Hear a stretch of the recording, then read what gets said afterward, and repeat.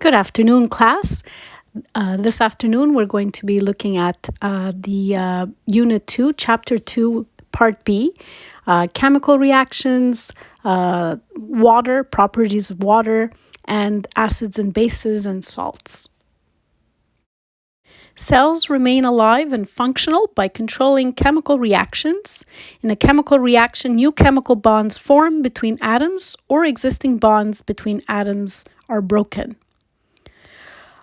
These changes occur as atoms in the reacting substances or reactants are rearranged to form different substances or products.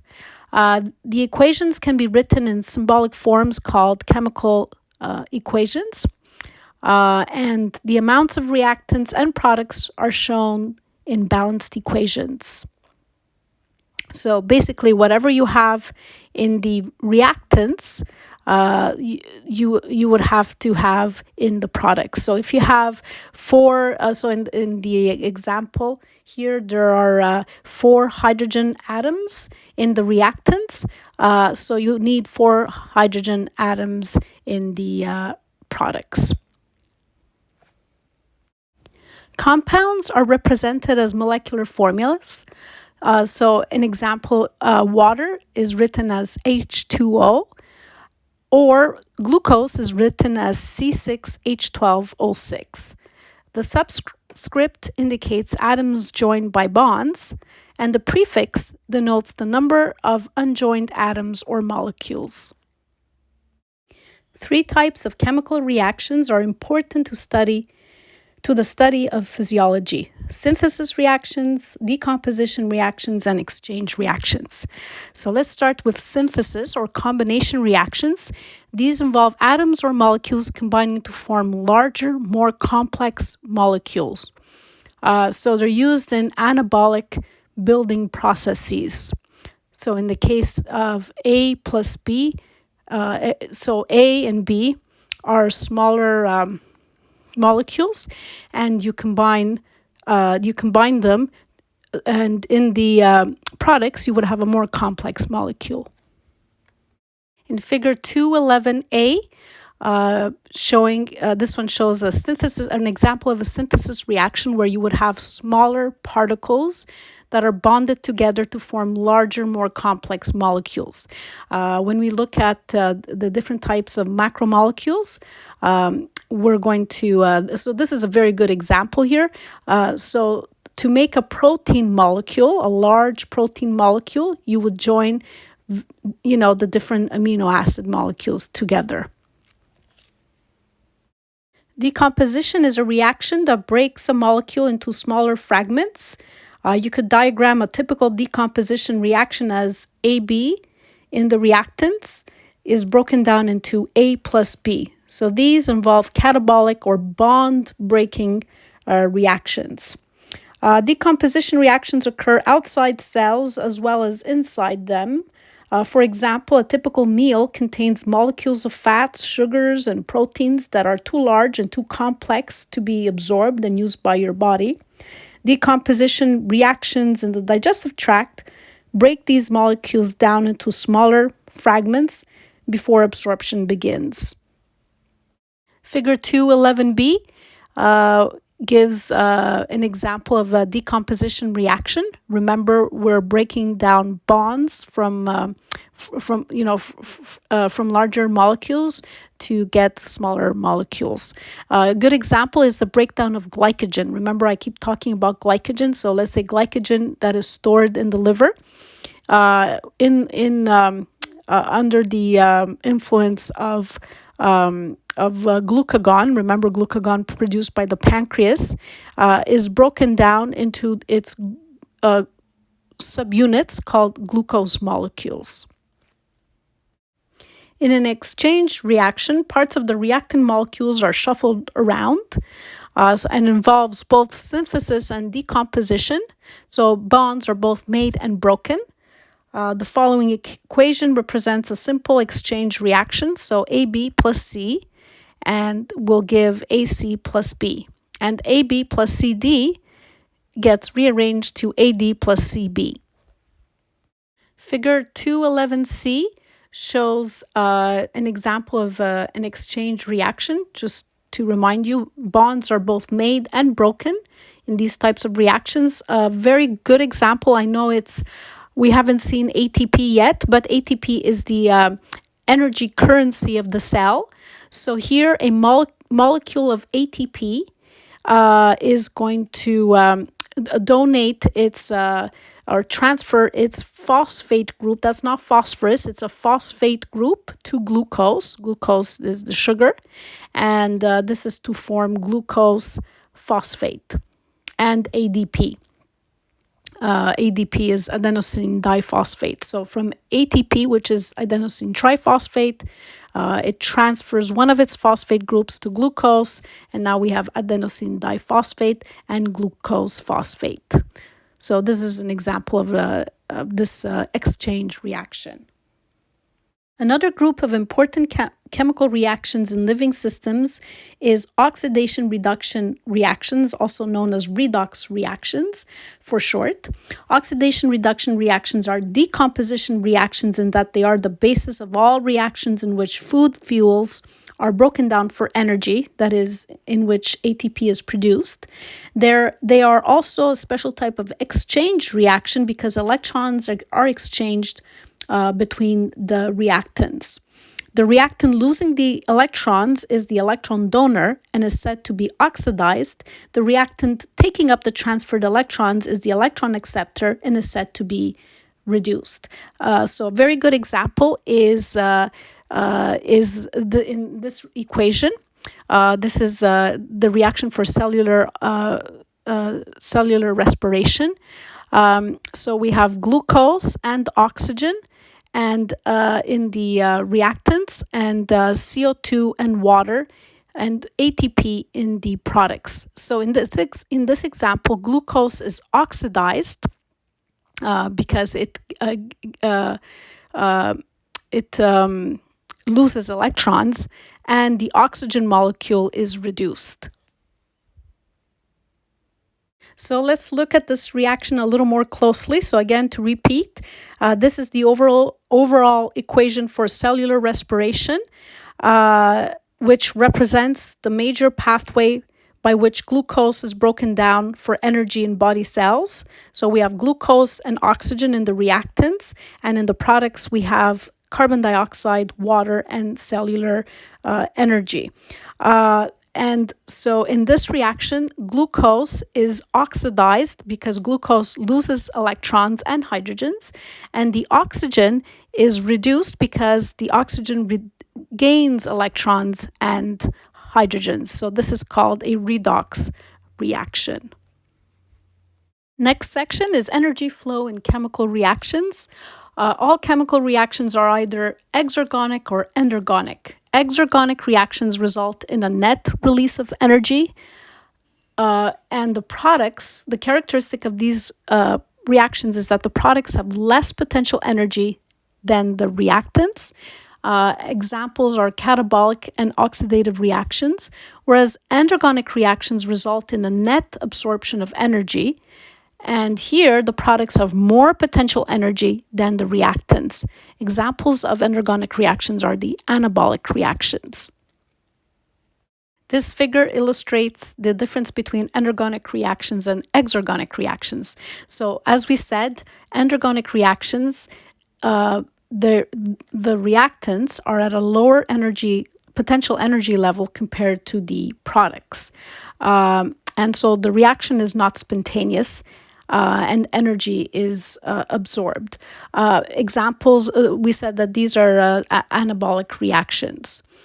So where you're building, right? Synthesis reactions, you're building from small particles or subunits to get a larger molecule.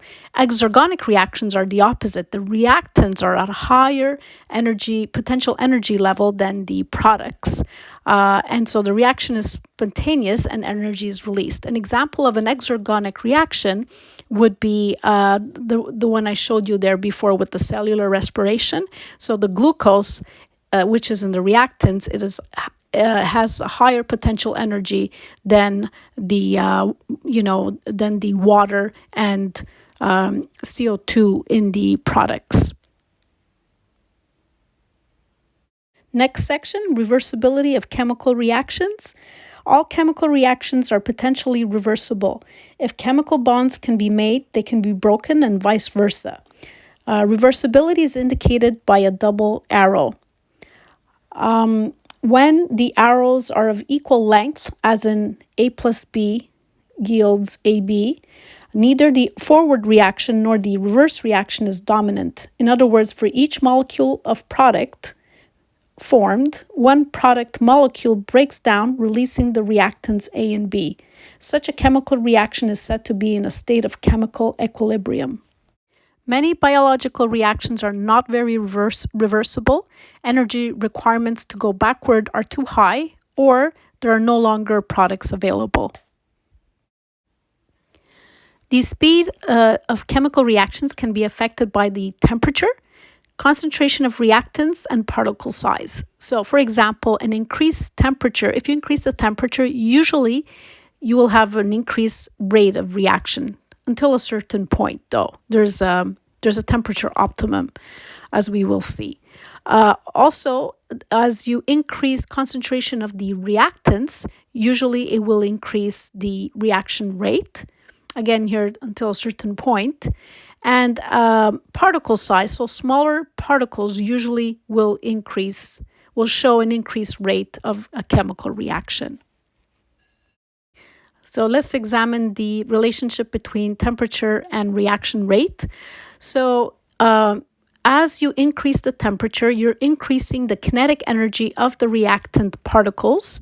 So the reactant particles will move faster, and that will increase the collision frequency between those particles, and the result is an increased reaction rate, as we can see in the figure below. So on the left, the particles move at a lower speed because the temperature is lower, but as soon as you increase the temperature, then then the collision frequency is going to increase, and that will increase the reaction rate. This figure shows the relationship between an increase in substrate concentration and the reactant concentration and the speed of reaction. So on the left, there are few molecules, there are fewer collisions, and so the rate of reaction is low. And on the right, as you increase the concentration, there are more collisions between the molecules, and the rate of reaction is greater. Catalysts are molecules that increase the rate of reaction without being chemically changed or becoming part of the product. Examples are enzymes. Enzymes are biological catalysts. If we look at the figure below, we can see the enzyme, which is usually a protein, a very large protein, a protein molecule that has a specific site called the active site to which a substrate binds to. So the substrate binds to that active site, it forms a temporary enzyme substrate complex, and then in the next step, you have products. And the enzyme is not changed by this reaction, and it also is not part of the product. Part 2, biochemistry. So biochemistry is the study of chemical composition and reactions of living matter.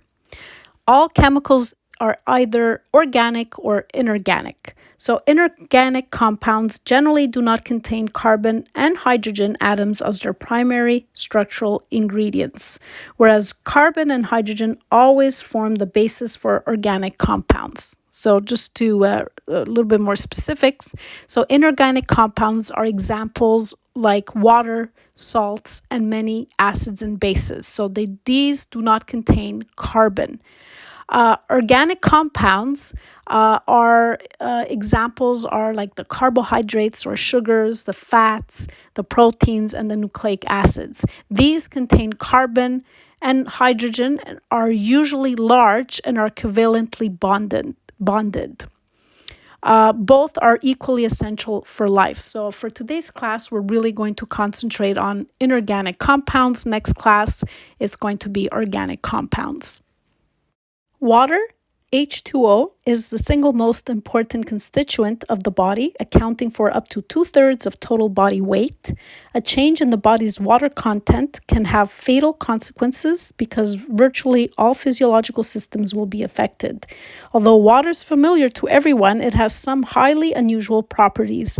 These properties are a direct result of the hydrogen bonding that occurs between adjacent water molecules that we saw in chapter 2a. So these are the most important properties are high heat capacity, high heat of vaporization, polar solvent properties, reactivity, and cushioning. Heat capacity is the ability to absorb and retain heat. Water has an unusually high heat capacity because water molecules in the liquid state are attracted to one another through hydrogen bonding. An important consequence of that is water has the ability to absorb and release heat with little temperature change, and this will prevent any sudden fluctuations in temperature. Another property is high heat of vaporization. Evaporation requires large amounts of heat, and this is very useful as a cooling mechanism. When we sweat because of fever or because of exercise. Water is a polar molecule, and it's a polar solvent, has polar solvent properties. For example, it dissolves and dissociates ionic substances like NaCl. It also forms hydration layers around large charged molecules, for example, those large protein molecules, and the body's major transport medium. Figure 212 shows the dissociation of salt and water. We see a lump of salt in water at the beginning when it was first placed. The figure on the right, on the top, there is a water molecule. Again, to remind you, the oxygen is slightly electronegative, that region of the oxygen, of the water molecule close to the oxygen, because of the stronger pull of the oxygen molecule. It pulls the electrons closer to its nucleus because it has a stronger electronegativity compared to hydrogen. And on the other side of the molecule, close to the hydrogens, it would be electropositive. But we said the water molecule is a neutral molecule. So let's see what happens at the level of the salt solid and the liquid water. So the negative oxygen regions of the polar water molecules are attracted to the sodium cations and pulls them closer to it, away, and so pulls it away from the Cl minus. Whereas the positive hydrogen regions of the polar water molecules are attracted to the Cl minus anions, pulling it away from the Na plus. Other important properties of water are reactivity. In our bodies, chemical reactions occur in water, and water molecules are also participants in some reactions. We're going to see that in more detail with hydrolysis and dehydration synthesis reactions in the next chapter. Cushioning is another property. The water will protect certain organs from physical trauma. A very good example of this is the cerebral spinal fluid that is found it's called the brain ventricles. Anyways, it acts as a cushion for the brain or also the spinal cord. Many important biological molecules are made of repeating subunits called monomers. When many monomers join, the result is a polymer. For example, amino acid monomers join to form a protein polymer, and glucose monomers combine to form a complex carbohydrate polymer. Biological polymers form by dehydration synthesis reactions. As you can see here, each of the monomers in this reaction has a hydrogen, or H, and a hydroxyl, or OH group. In the course of the reaction, the hydrogen is removed from one monomer and the hydroxyl group from the other. The hydrogen and hydroxyl group combine to form water, and a bond links the two monomers. Hydrolysis is the opposite of a dehydration synthesis reaction. During a hydrolysis reaction, a polymer is reduced to its monomer subunits by the addition of water. In fact, the word hydrolysis literally means to break water. The hydroxyl group from a water molecule attaches to one monomer, and the remaining hydrogen attaches to the other monomer. In other words, water is used to break the bond holding monomers together. Let's do a quick recap. During dehydration synthesis, monomers join to form polymers, and water is released. The opposite happens during hydrolysis, where water is added to the reaction to break a polymer into monomers.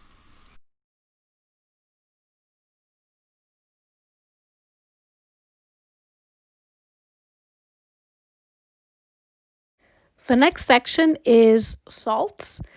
Salts are ionic compounds that dissociate into separate ions in water.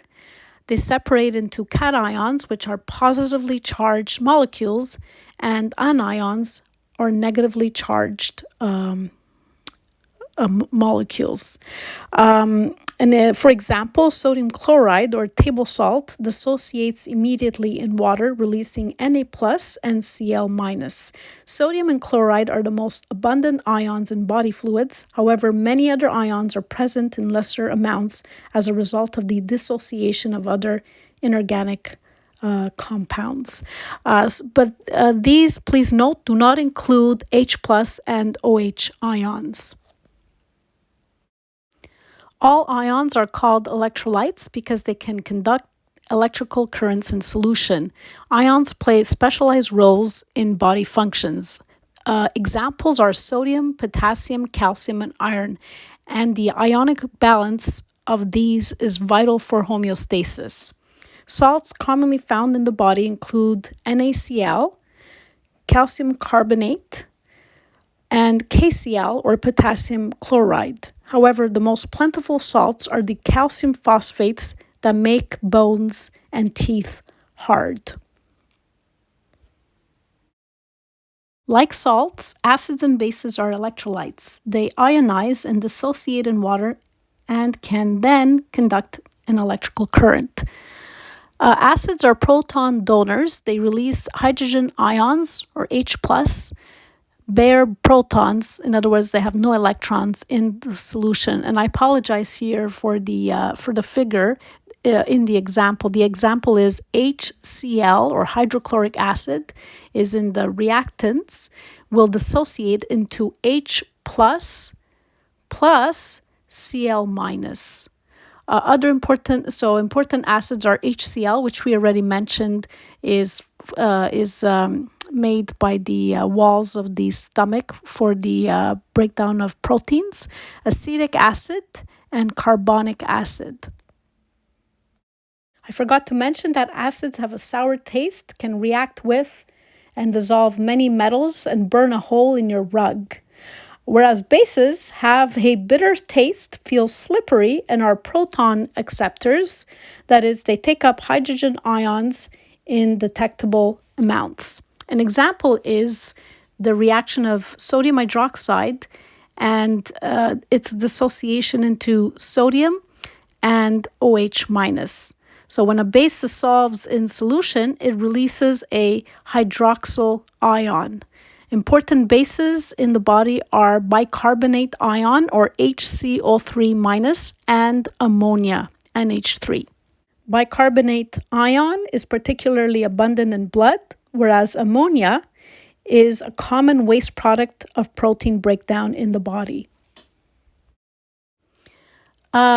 We measure the acid-base concentration using a pH scale. So the pH scale is a measurement of concentration of hydrogen ions in a solution. The more hydrogen ions in a solution, the more acidic that solution is. pH is a negative logarithm of H plus in moles per liter that ranges from 0 to 14.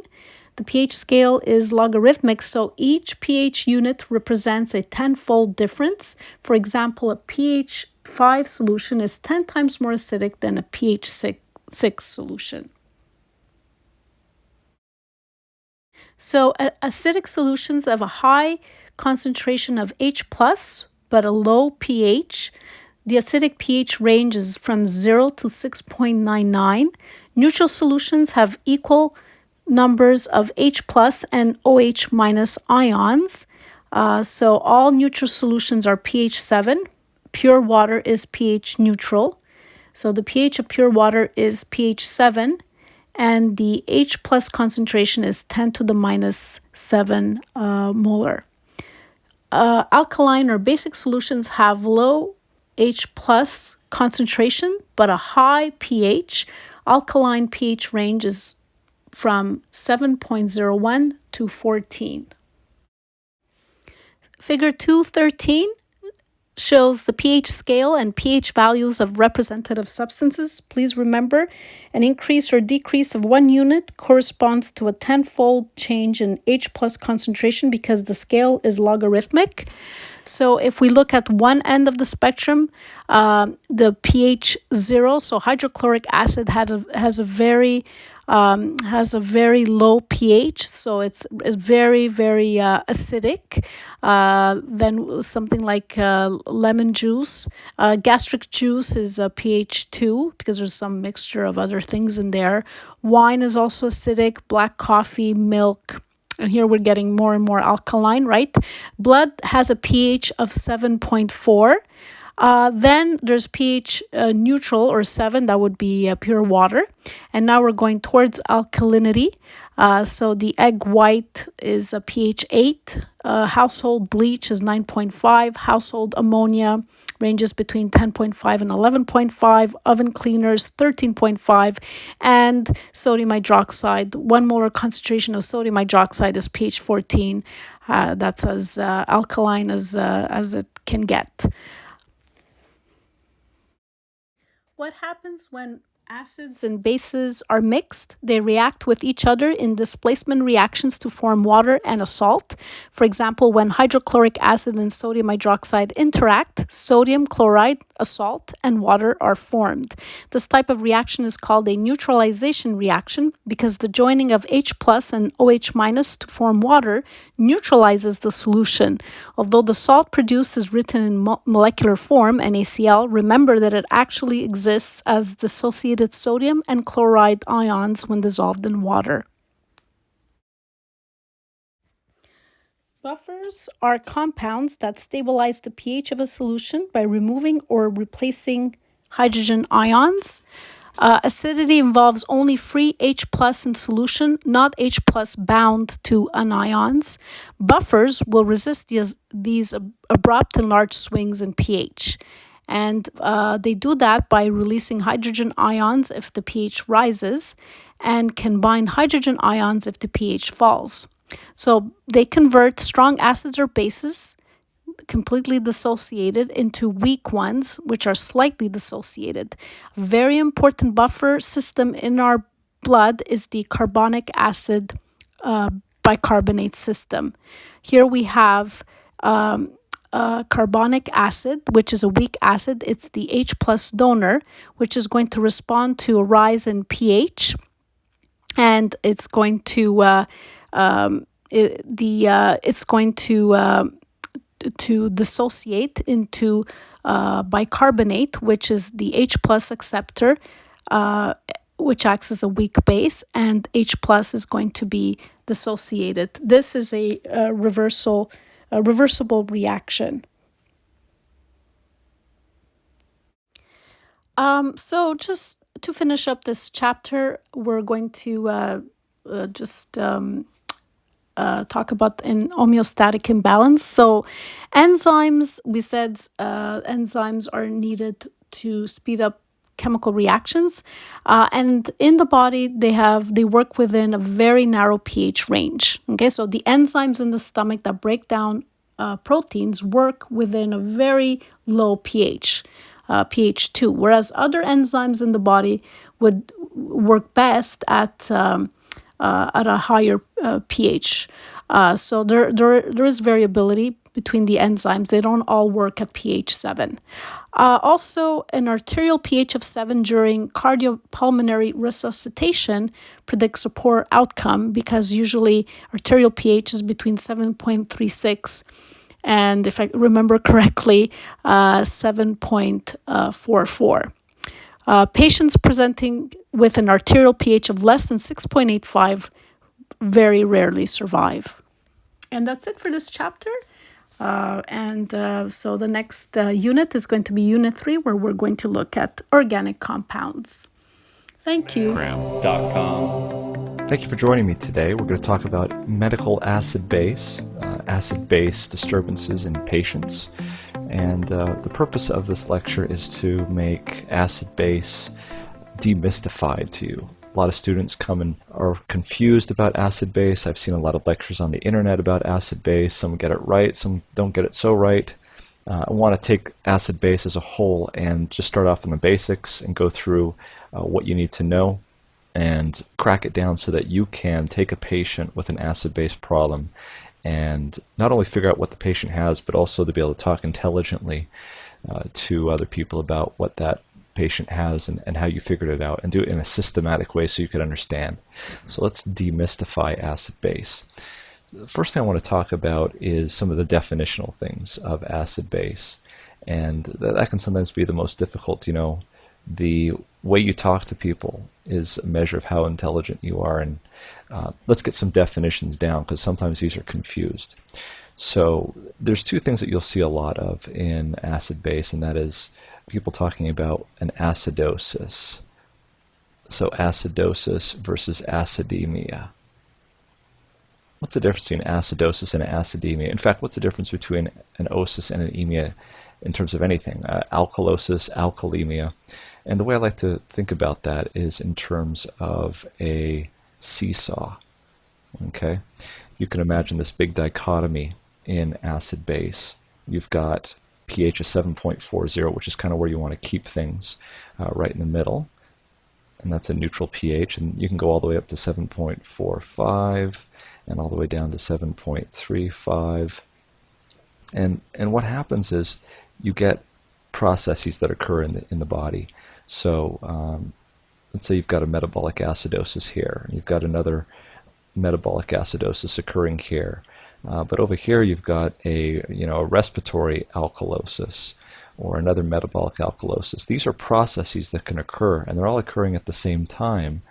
And depending on the balance of these, because some of these could be big, some of these can be small, that's when you get your emia. So an emia is a state of being. You have hyponatremia, hypokalemia. These are all situations that are occurring in the blood. So the key point here is that an emia is a state of being, and that's basically completely determined on what your pH is. If your pH is less than 7.35, then you're going to have an acidemia. If your pH is greater than 7.45, then you're going to have an alkalemia. Okay? So what is an osis? An osis is a process. It's something that's actually occurring. You can have many different processes occurring at the same time. So is it possible for you to have an acidosis but be alkalemic? Absolutely. You can have something down here which is trying to push your pH toward the acid side. But if you have something bigger up here that's pulling in the other direction and it's bigger, you'll still have a alkalemia because your pH is greater than 7.45, but you could have an acidosis. So again, basic line there is when you're talking about the pH of something, make sure you use emia. When you're talking about a process that's occurring, think of a metabolic or respiratory acidosis. That's a process that's occurring. Okay, let's clear the screen here, and I want to start off with a little bit of equations that'll tell us kind of the basics for where we want to go. So what is the pH? Well, pH, as some of you all know, is equal to the negative log of the concentration of protons. So that's important because as the number of protons in the body goes up, the pH is going to go down. And so we know that a low pH means more acid. And then this in the body is sort of put together in an equation. Water plus carbon dioxide is equilibrated with carbonic acid, which is H2CO3, which equilibrates with a proton plus HCO3 minus. Okay, so why is this important? Well, because everything in the body sort of goes along with this equation. And I think the big key here is how the body deals with this player right here, protons. Okay, because protons is acid, as we just saw. And how does the body deal with that acid? Well, it deals with it using bicarbonate. Bicarbonate is the body's buffer that buffers against protons. So if extra protons are hanging around that could make the pH go down away from where it should be, of a pH of 7.40 or 7.35 to 7.45, which is that normal range, bicarb is used up. Now, bicarb can be used up either because the acidosis is the loss of that bicarbonate, or bicarbonate can be used up because it's having to buffer these protons and take these excess protons away. And so you can see what happens is the bicarb plus the proton goes to carbonic acid. Carbonic acid freely diffuses into water, which the body could always use, and carbon dioxide, which the body can breathe out.